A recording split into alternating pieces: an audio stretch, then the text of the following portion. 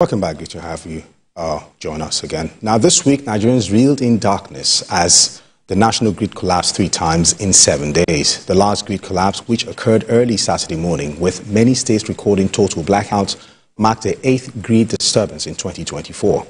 The Minister of Power, Adebayo Adelabu, while speaking on the state of power infrastructure in the country, harped on the need to decentralize the power sector for stability.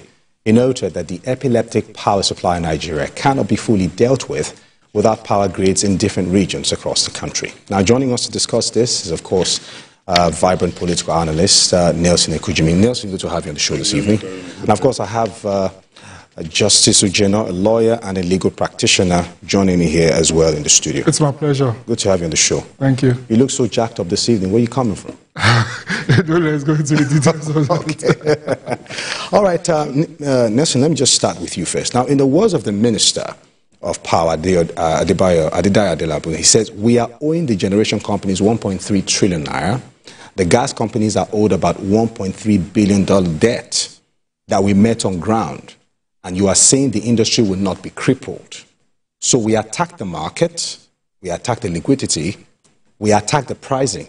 Now, from this revelation, it's clear there have been backlogs of issues that needed attention, right? Yes, absolutely. And one of the greatest issues bedeviling the power sector is the liquidity issue, as well as the lack of infrastructure.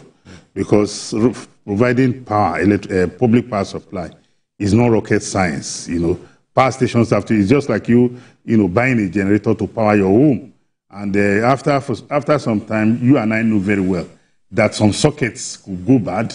The generator could start malfunctioning. So you need to have ready-made replacement.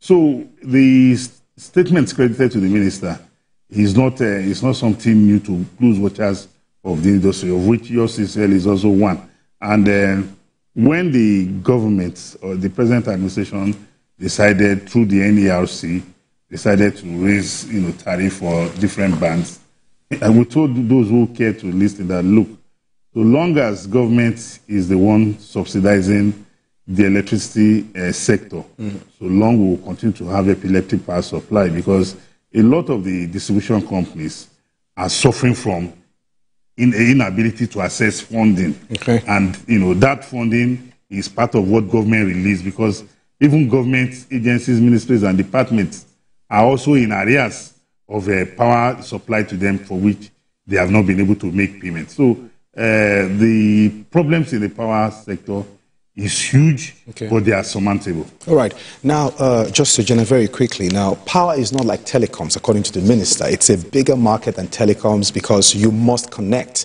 And he further went to say that you cannot generate power via the air or the abstract. Now, there must be a power connection, which brings us to the conversation where stakeholders are now advocating for the privatization of the grid system and state-level power transmission to reduce the pressure on the national grid and improve stability. Why is this taking time if we have to decentralize power for effective power supply? And this seems like a very good idea, but it appears it's dragging.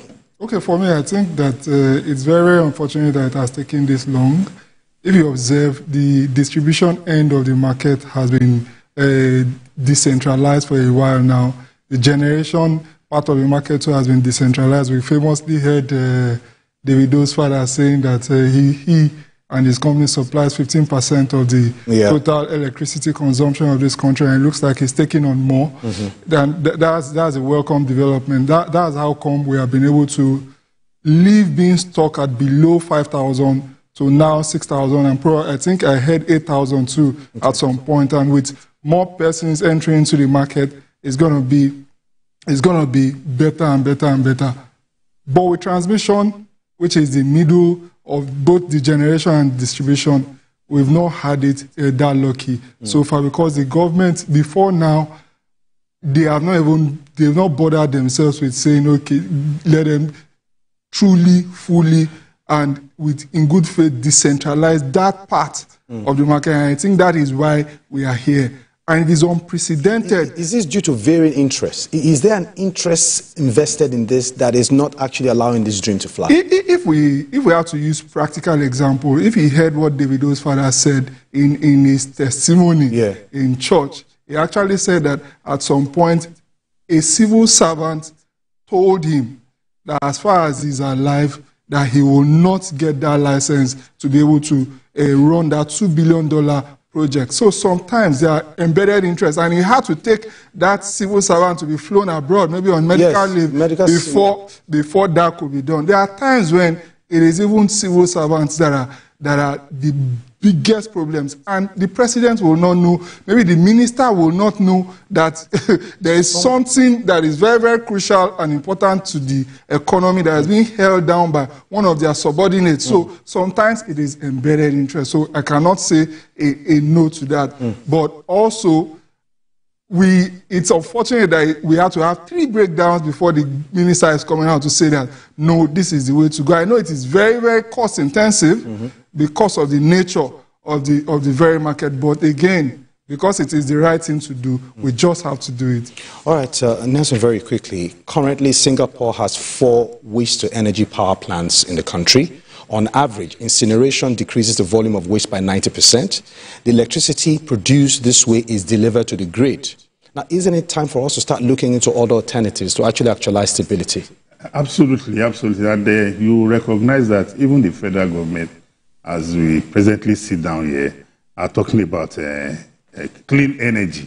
You know, that means allowing people to be able to use loans to access solar-powered energy. So it is time we look at other sources. But in the midst of all that, a critical factor to settling our energy crisis is the issue of decentralization.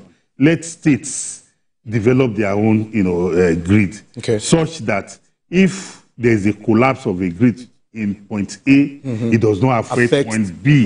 But the way we are presently structured, once the head has an headache, every part of the body will shut down. And that is not how to live life. Okay, now he has actually pointed that out, which is very, very crucial for this economy. Now, why is it that a sector that is so crucial to the growth of the economy is riddled with so much problems, and up until now, we have not found a permanent solution to get us out of it? The major reason was because it was on the exclusive legislative list for too long.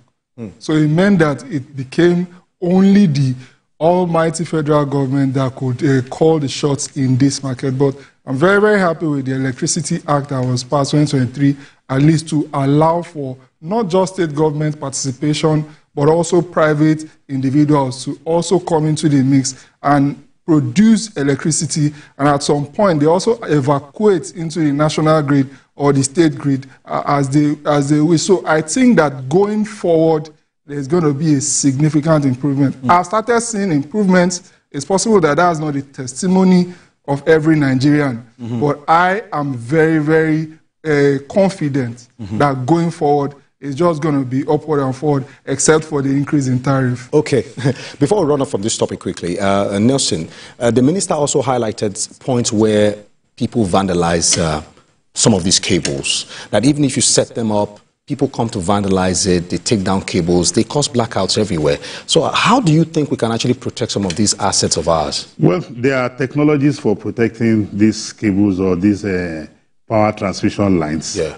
But most importantly, we also need to look at our laws, in order to make it an economic crime offense. Okay. Because I know, as I sit down here, that a lot of people with other interests at times go into that venture. You remember just about 2 or 3 months ago, about 3 transmission lines were vandalized or were destroyed in Bayelsa State, and they threw those states into blackout. So some enemies of progress will always try to cause us havoc. Yeah. But as much as we want to recognize that it is inherent in man to do evil, we should put in place the necessary laws as well as use technology to fight that battle. All right. Thank you very much. Now, we take a time out now, and news continues in a moment. Stay with us.